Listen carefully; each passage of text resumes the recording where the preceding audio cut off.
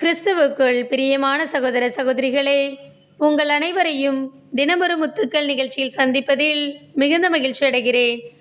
காணாத நம்பிக்கை. லூக்கா 7ஆம் அதிகாரம் 7ஆம் வசனம்.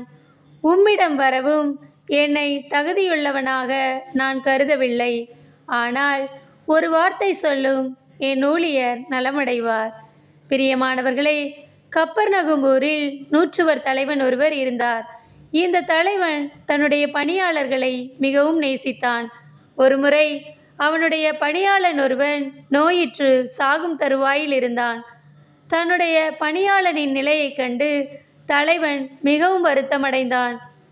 எந்த வழியிலாவது அவனை குணப்படுத்த முடியுமா என்று வழி தேடினான். ஆனால் எந்த பயனும் இல்லை. இயேசு அங்கு வந்திருக்கிறார் என்பதை கேள்விப்பட்ட நூற்றுவர் தலைவன் இயேசுவை பற்றி அறிந்திருந்தான். இயேசுவின் அற்புதங்களின் மேல் அவர் ஆழமான விசுவாசம் கொண்டிருந்தார். இயேசு நினைத்தால் நிச்சயம் தன் பணியாளனின் நோய் நீங்கும் என்று அவர் உறுதியாக நம்பினார். யூதரின் மூப்பர்களை இயேசுவிடம் அனுப்பி தன் பணியாளரை காப்பாற்ற வருமாறு வேண்டினார்.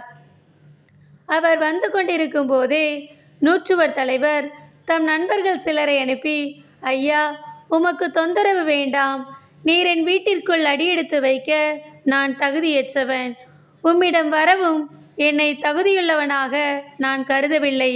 ஆனால் ஒரு வார்த்தை சொல்லும், என் ஊழியர் நலமடைவார்.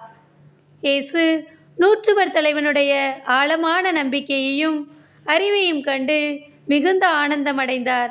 தன்னை தொடர்ந்து வந்த மக்கள் கூட்டத்தினரை பார்த்து, நான் இஸ்ராயேலரிடத்தில் கூட இத்தனை ஆழமான நம்பிக்கையை கண்டதில்லை என்றார்.